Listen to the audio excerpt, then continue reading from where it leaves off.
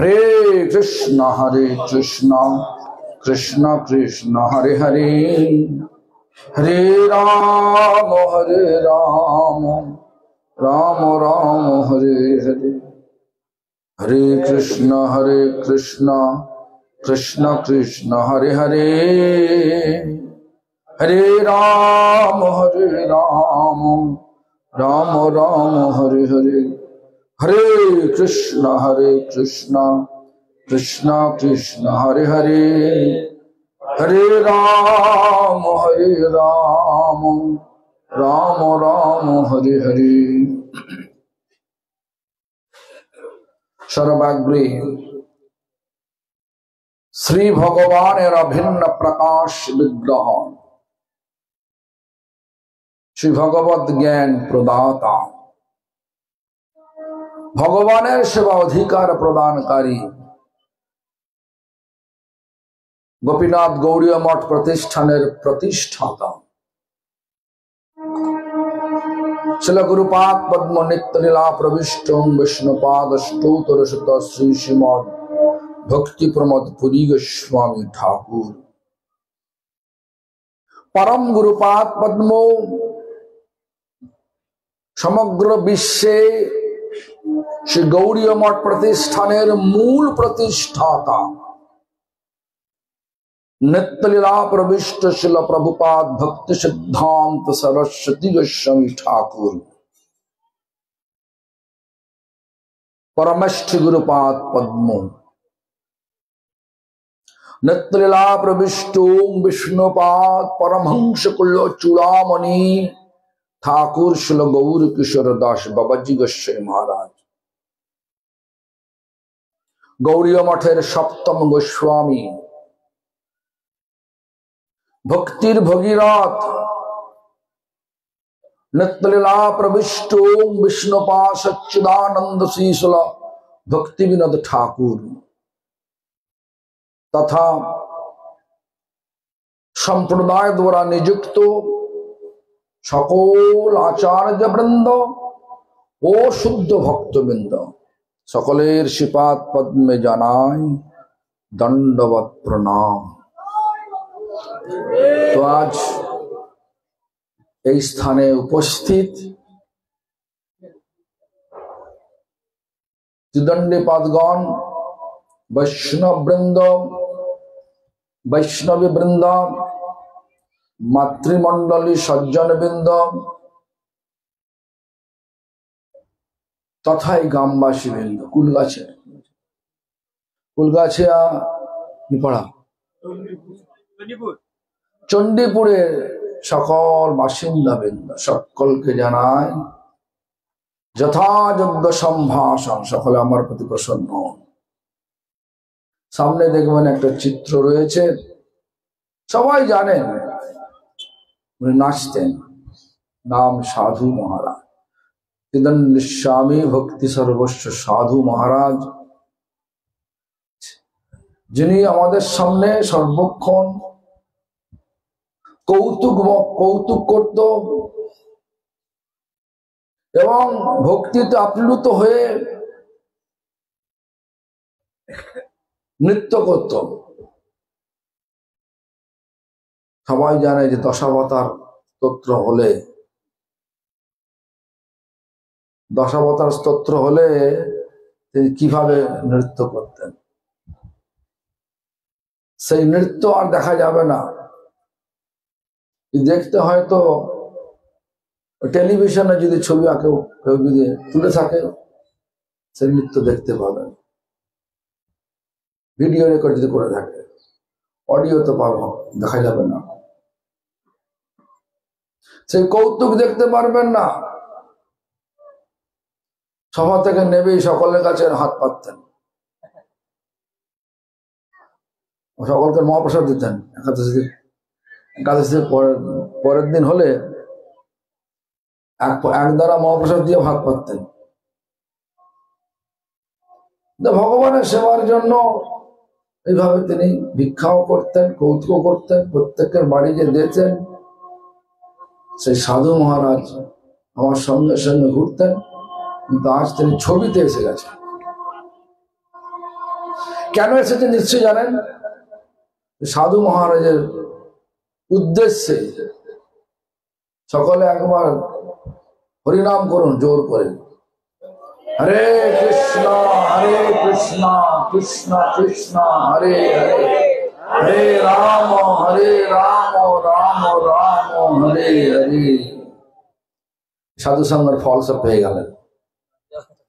যাই হোক, সাধু সঙ্গ সাধু সঙ্গ সাধু সঙ্গ সর্বশাস্ত্রে কয়, লব মাত্র সাধু সঙ্গ সর্বসিদ্ধি হয়।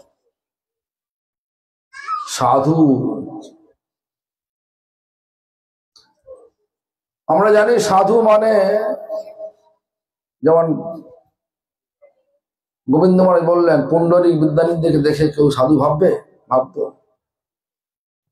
কিন্তু যিনি ভগবান চৈতন্য মহাপ্রভু, তিনি কাঁদছিলেন, মা পুণ্ডরীক রে, আমার বাপ রে। সেই জন্য তো গদাধর পণ্ডিতের মনে একটা আগ্রহ জাগলো, পুণ্ডরীক বিদ্যানিধি কে। যখন গিয়ে দেখলো যে পালঙ্কে সুন্দর বিলাসবহুল শয্যার মধ্যে বসে আছেন, আর সেই তাকিয়া, বলে না তাকিয়া, নরম গোল চকচকে তাকিয়া হেলান দিয়ে হুঁকা টানছে, পান খেতে খেতে সোনার টিকদানিয়ার সোনার তৈরি সুন্দর, মানে অতি উৎকৃষ্ট বস্ত্র। উৎকৃষ্ট মানে অত্যন্ত ঝকঝকে তকতকে বস্ত্র।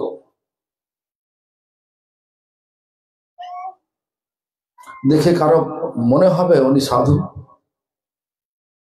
যদি আমি এখানে বসে থাকি, আমি যদিও সাধু নয়, এটা বসে বসে তাকিয়া হেলান দিয়ে মুখা খেতে খেতে বলি, হরি কথা বলে, আপনি শুনবেন না পালিয়ে যাবেন? কোনটা? হ্যাঁ, পালিয়ে যাবেন তো। হ্যাঁ, কেন? সাধুর আচরণটা একটুখানি ভালো হওয়া দরকার। কিন্তু এখানে সাধু সাধু নাম ধরে কে কাঁদছে? ভগবান কাঁদছে। ওরে পুণ্ডরীক, আমার বাপ রে। কেন? পুণ্ডরীক বিদ্যানিধি পূর্ব পরিচয় ছিল বৃষভানু। বৃষভানু মহারাজকে রাধারানীর পিতা, সেই পুণ্ডরীক বিদ্যানিধি আর মহাপ্রভু কৃষ্ণ রাধা ভাব নিয়ে এসছেন। রাধা ভাব কান্তি নিয়ে কৃষ্ণ হলেন চৈতন্য মহাপ্রভু। সেই চৈতন্য মহাপ্রভু কাঁদছেন, বিলাপ করছেন। সেজন্য গদাধর পণ্ডিতের একটা বিচার এলো, গিয়ে দেখতে হবে।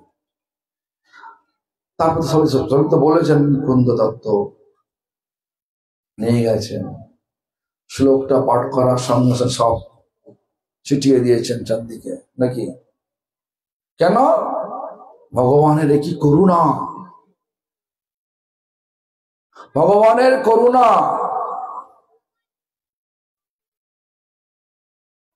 কানে যাওয়া মাত্রই আপ্লুত হয়ে গেছেন। ভগবানকে মারতে হলো পুতনা, আর তিনি কিনা পুতনাকে ধাত্রীগতি মানে নার্স, মানে ডাক্তার করে দিলেন। নার্স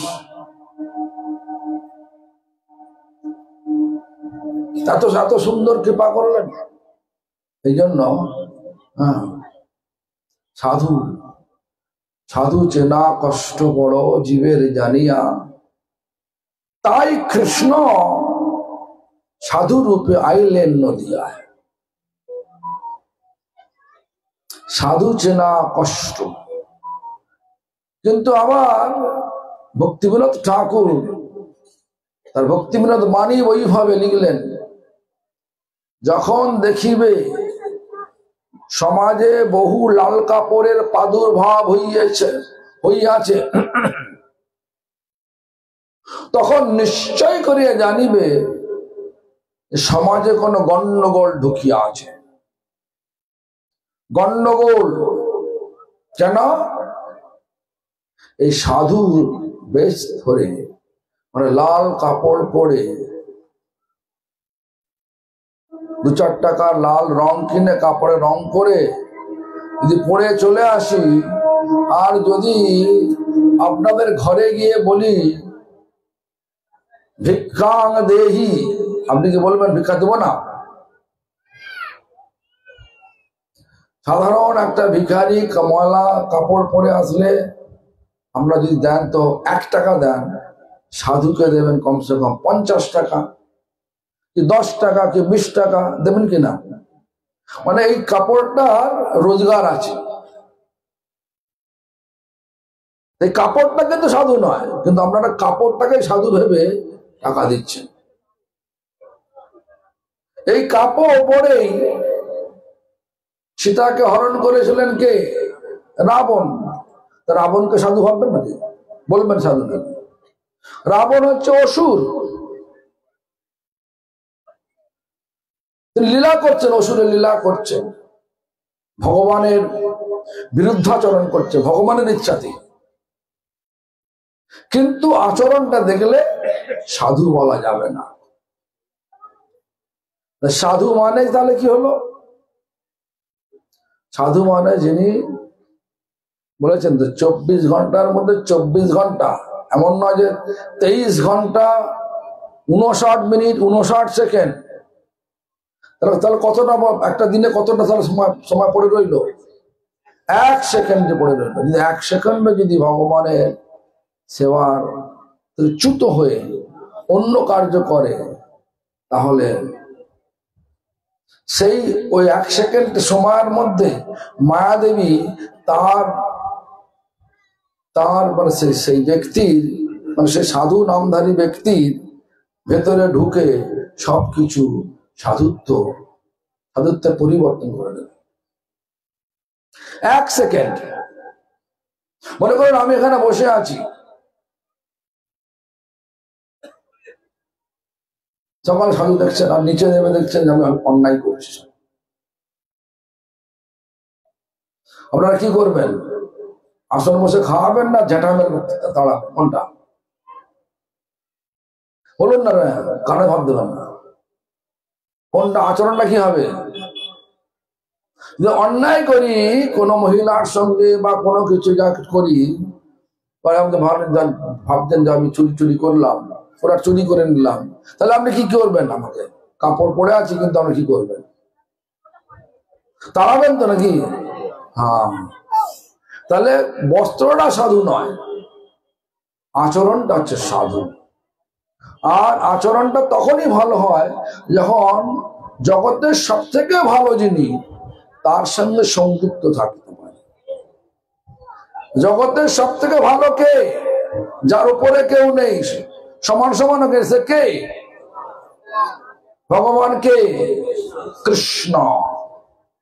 সেই কৃষ্ণ সঙ্গে সঙ্গে সবসময় একটা যোগাযোগ রাখা যায়। কৃষ্ণ সেবার জন্য সবসময় যদি নিজেকে ব্যস্ত রাখা যায়, তখন তাকে বলা হয় সাধু। সে হতে পারে শাড়ি পরে আছে, হতে পারে সাদা ধুতি পরে আছে, হতে পারে প্যান্ট কোট পরে আছে, টাই পরে আছে, হতে পারে এইরকম আমি যেরকম বস্ত্র পরে আছি, আমরা যেরকম বস্ত্র পরে আছি, হতে পারে। ঠিক আছে?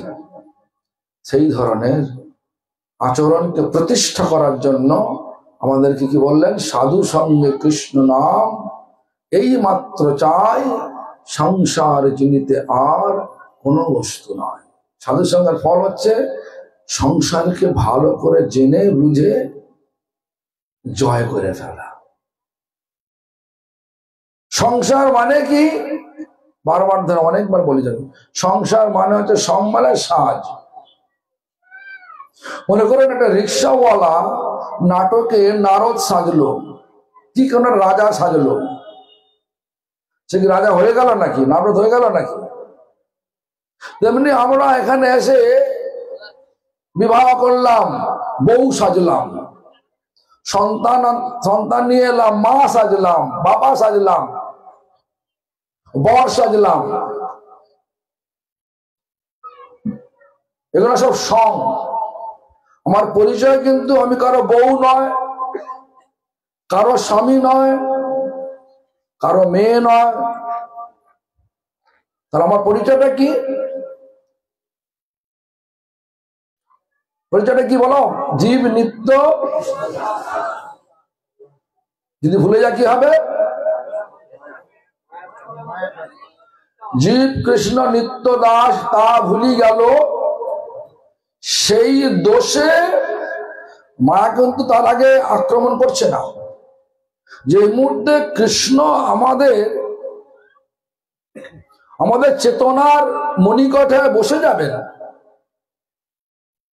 কৃষ্ণ সেবা, কৃষ্ণ নাম, কৃষ্ণ লীলা, কৃষ্ণের রূপ সব বসে যাবে, প্রতিষ্ঠা হয়ে যাবে, তখন মায়া কিন্তু ছেড়ে দেয়। এজন্য বলছেন কৃষ্ণ হলি সেই জীব অনাদি বহির্মুখ, অতএব মায়া তারে দেয় সংসার আদি রূপ। জীব কৃষ্ণ নিত্য দাস, তাহা ভুলি গেল, অতএব মায়া তার গলায় বাঁধিল। আগে বলছেন, আগে বাসছেন, আমরা ভুলে গেছি বলে এখানে এসছি। আর এখানে সাধুর কাজ হচ্ছে নিজে আচরণ করে জগৎকে এই ভগবানের স্মরণ কিসে হবে, স্মরণ কিসে হবে, শাস্ত্রের বিধান অনুযায়ী শিক্ষা দেওয়াটাকেই হচ্ছে সাধুর কাজ। এটা বাদ দিয়ে যদি আমরা আমাদের নিজেদের স্বার্থ চরিতার্থ করবার জন্য, নিজে ইন্দ্রিয় তর্পণ করার জন্য কোনো কিছু করে থাকি, জানবেন সেটা কিন্তু মায়ার দাস। কেন? আমাদের পরিচয় কৃষ্ণ দাস। দাসের কর্তব্য সেবা করা, প্রভুর সেবা করা। এখন প্রভুর সেবার নামে যদি আমরা ভোগ প্রবৃত্তি লাগিয়ে দিই, তাহলে কি হবে? আর সেই কৃষ্ণ দাস হতে পারবো। আমি যদি বলি আমি গুরু, পা ধরো আমার 5 চরণামৃত করে নাও, শাস্ত্রে আছে ভক্ত পদ রজ আর ভক্ত পদ জল, ভক্ত ভুক্ত অবশেষ 3 সাধনের বল। আমি কৃষ্ণের সবচেয়ে বড় ভক্ত যদি আমি বলি। আপনারা পঞ্চামৃতে পা ধোয়ালেন, এই বিচারটা যখনই আসবে, আমরা কখনোই আমরা পূর্ব আচার্যের শিক্ষা অনুযায়ী কখনো বলবো না আমরা বৈষ্ণব, আমরা সাধু, আমি শ্রেষ্ঠ, এটা কখনো বলবো না। কেন? বললে কি হবে? বলছে যে নিজে শ্রেষ্ঠ জানি, উচ্ছিষ্টাদি দানে হবে অভিমান ভার, তাই শিষ্য তব থাকিয়া সর্বদা না লইব পূজা কার। কারো পূজা নেবে। এই যে বলি আপনারা ফুল ছড়াবেন না, ফুলটা যদি বানাতে হয় পুরোপুরি, তাহলে বিষ হয় কেনা, বিষ দেয় কেনা ফুলেতে? যদি ফুলে মুখে মারেন তাহলে কি হয়? বিষটা যদি চোখে পড়ে যায় কি হবে? চোখটা থাকবে? তাহলে ফুল ছুড়লে সাধু সেবা হবে নাকি? পায়ে দেওয়ার ঠিক নয়। আমার তো সাধু নই। যাই হোক, সাধু সঙ্গের ফল এমন অনেকেই অনেক কথা জানেন। ফল আমি বলে দেব। আপনারা আমাদের যে পূর্ব যে আচার্যগণের সঙ্গ করেছেন, ছিল প্রভুপাদ, মানে পরম্পরাকে পূজা করেন কিনা? গুরু মানে তো একজন ব্যক্তি না, গুরু মানে সমগ্র পরম্পরা। তাই তো? তো পূজা করেন কিনা? যে পূজা করার এই যে যখন আপনি এসব জানতেন না, তার আগে কি খেতেন বলুন তো? বলুন কি খেতেন? হ্যাঁ, কে বলছো না? কই? আচ্ছা, কি খেতে বলো, নাম বলো না।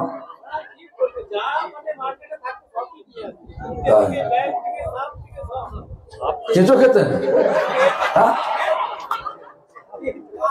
কুচে কুচে, ওরে বা কুচে। তাহলে গেঁড়ি, ক্যাংড়া, ঝিনুক, শামুক সব, ওরে বাপ। তাহলে এই সমস্ত খেতেন। এখন এই গৌড়ীয় মঠে পরম্পরা সাধু সঙ্গে এসে যদি কেউ বলে আমি আপনাকে যে আমি এখানে একটা মাংস পিস রেখে দেবো, যদি খেয়ে যাবে, যদি কেউ বলে একখানা পিস মাংস, তাকে আমি 5 লক্ষ টাকা দেবো, হবে তো? আর হবে না। তাহলে ফলটা দেখা যাচ্ছে কিনা? যে গাছটা বসিয়েছেন হরিনাম রূপী যে গাছ, পরম্পরার গুরু পরম্পরার যে গাছ, সাধু রূপী যে গাছ, সেই 5 লক্ষ টাকা আগেতে মাংস কিনে কিনে খেয়েছেন। কত টাকা কিলো মাংস জানি না, কত, 50 টাকা কিলো না? আমি জানতে চাইছি। হ্যাঁ, কে বলে?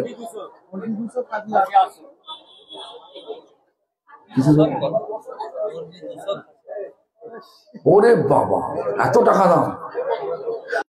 আমার তো বলা যাবে না, আমি আগেরটা যাবো কি করে? উত্তর চাইছি তো। শোনো,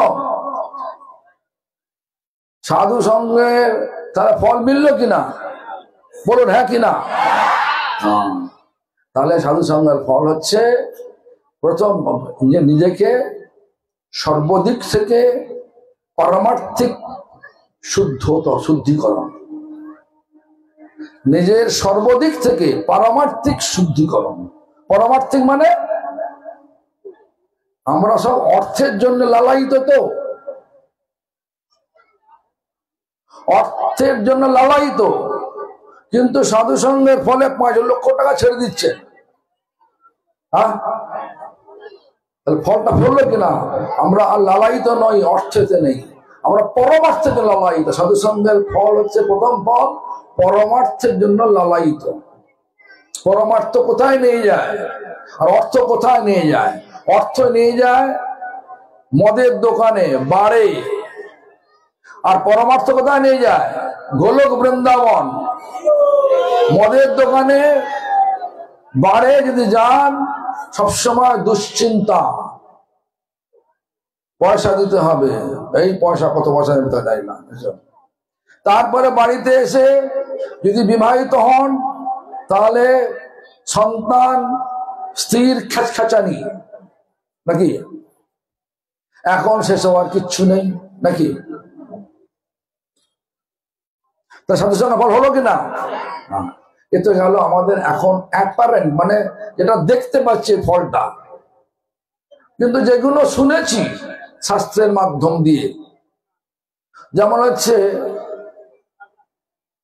দস্যু রত্নাকরের নাম শুনেছেন কি? দস্যু রত্নাকর নাম শুনেছেন, হ্যাঁ কি না?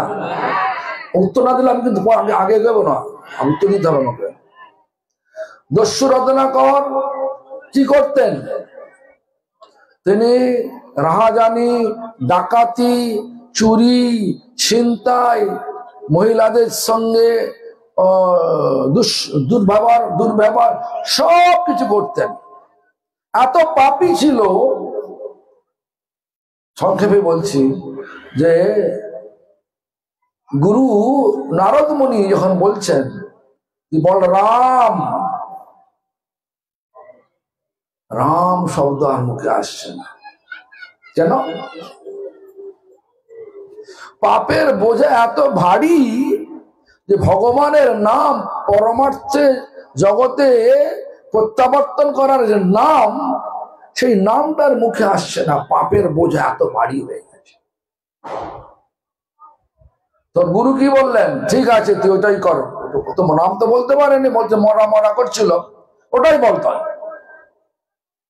তো গুরুপাদ পদ্ম চরণে